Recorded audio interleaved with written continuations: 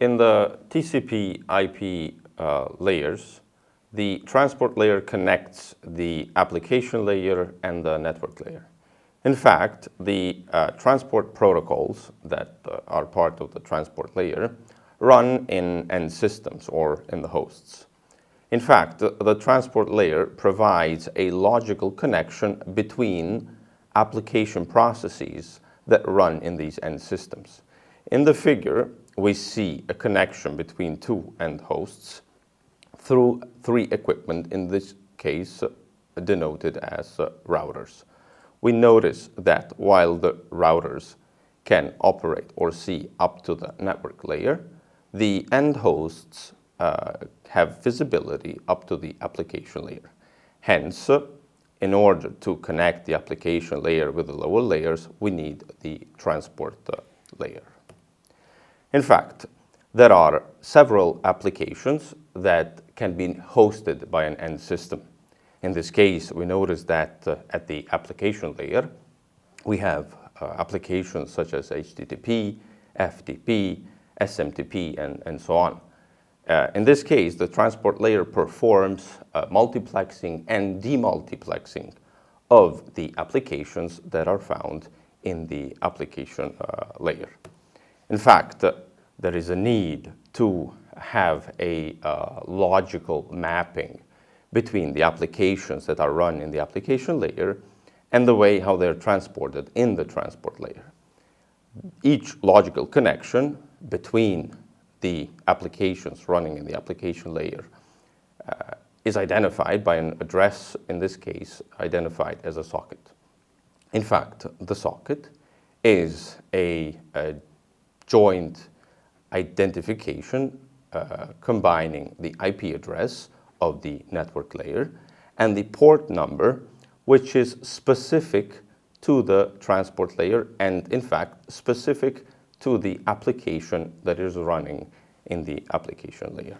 To better understand these port numbers and what do they mean, we can clarify that these port numbers are nothing else but 16-bit addresses that take values between 0 and 65,535, and they're classified in three groups: into well-known ports, into registered ports, and in dynamic ports. The well-known ports take values between 0 and 1023. The registered ports take values between 1024 and 49,151, whereas dynamic ports take values between 49,152 and 65,535. But do we know these ports, or what do they actually represent? In fact, let's look at some examples of some applications that we might know very well.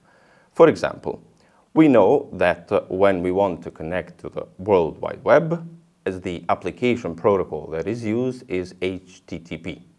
The port number which is associated to it is port number 80. Similarly, when we want to use email and we want to use SMTP as an application protocol, then the port number is 25. Or in case we want to have a secure connection and we want to use SSH as an application protocol, then the port number that we use is port number 22.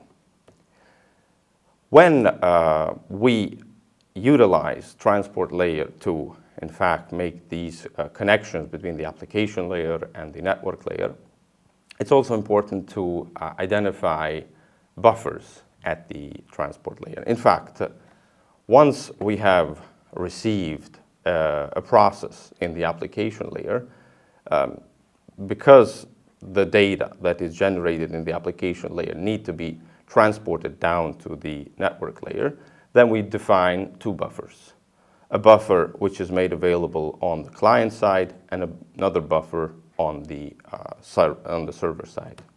In fact, these buffers serve for compensating the different speeds of the two processes in the adjacent layers, because different layers, so the application layer and the network layer, which is not visible here but operates under the transport layer, might operate under different speeds. So these buffers, as the name says, offer a way to ensure that the speeds, the different speeds are compensated.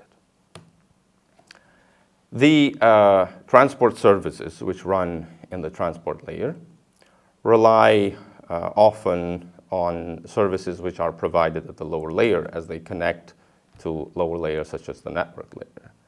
However, not often this ensures a reliable communication or reliable transmission of the data. In fact, for what concerns the transport services, we can define that the transport services may be reliable, non-reliable, connection-oriented, and connectionless. What does this mean?